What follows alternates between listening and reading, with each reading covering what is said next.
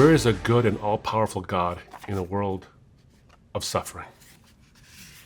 This is perhaps the question that stalks our hearts and minds no matter who we are, no matter what we believe.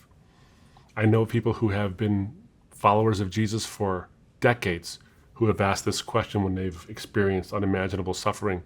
I've heard Muslims say it. I've heard Hindus and Buddhists say it. I've heard atheists cry out, how can there be a God amidst all of this? It is such a profound question. You know, a friend of mine and I were having dinner some years ago, and he was an atheist, and he heard about my conversion to Christianity and wanted to know how that happened. And I gave him my evidence and my reasons for that. And he said, well, here's my issue, man. Here's my issue. You say that God is all-powerful and God is all-loving. I said, yeah. He said, how is it then that this God could exist if there's so much of suffering and evil in the world? Because if he was all-powerful, he could stop the suffering. And if he was all good, he would want to stop the suffering. Yet the suffering still exists. So either he's not all good, or he's not all-powerful, or more likely, he just doesn't exist at all. It was not light dinner conversation, I can tell you that.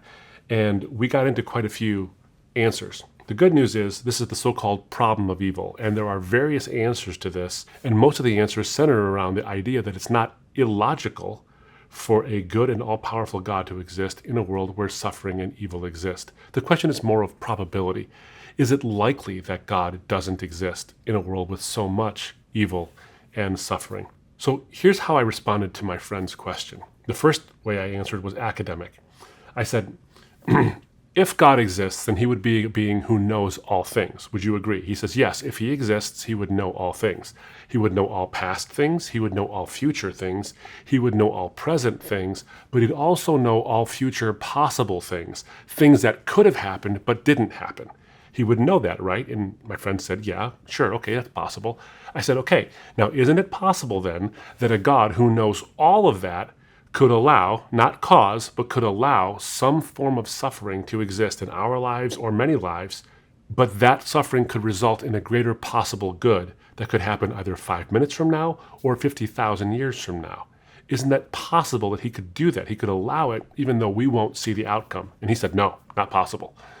And I said, really not possible? He says, no, it's not possible, because how can you tell me that the tsunami that happened in 2004 in the Indian Ocean that killed 250,000 people and left millions more homeless, how can you say that God could allow that for a greater possible good? How is that possible? And I said, wait a minute, if you're saying it's impossible for an all-knowing God to allow that for a greater good, then you're claiming to have infinite knowledge, that you know it's not possible. And if you have infinite knowledge, well, now you've made yourself God. Do you see the problem? And he said, yeah, I see the problem. But then the question changed. The question changed because the tone of his voice changed. And he said, here's my real question. How can you say that God is good and values me or my mom when he let her die when I was 10? Same question, friends. But now the philosophical rubber has met the existential road, and the answer given must not only be true, but also relevant in a way that touches the mind and the heart. How do you answer in that moment? You can give some syllogisms, sure. But in that moment, logic is not the reason someone's not believing. It's logic and its impact. So here's the answer that came out of my mouth. I said, we agreed that it's logically possible for God to allow suffering for some greater possible good.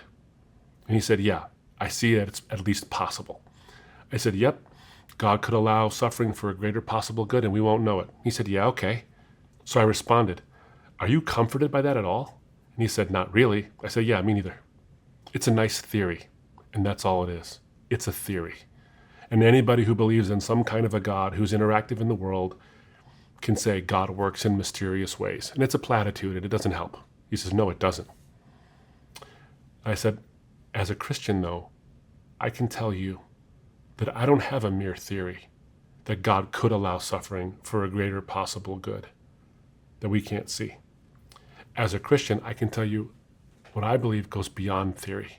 What I believe is actually rooted in history.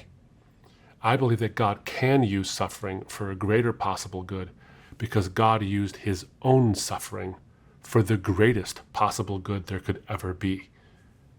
The Father sacrifices his Son, and the Son experiences that sacrifice on that cross for the salvation of the entire world.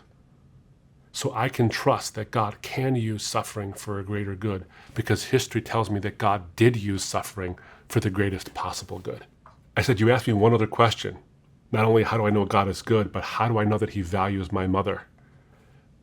Here's my question. How do you know how valuable anything is? You know how valuable something is by what you're willing to pay for it. And a blind, pitiless, indifferent universe neither knows nor cares and doesn't pay in any way, shape, or form for you and show you how valuable you are. But the God of the universe, the God who created that universe, shows you how valuable you and I are and how valuable your mother is by what he was willing to pay for you. You can know that your mother and you have an infinite value because the infinite God paid an infinite price to spend eternity with you. You can know that, and you can rest in that if you accept what he's done for you. And the benefit of that payment is realized by those who put their trust in him for having made that payment in the first place.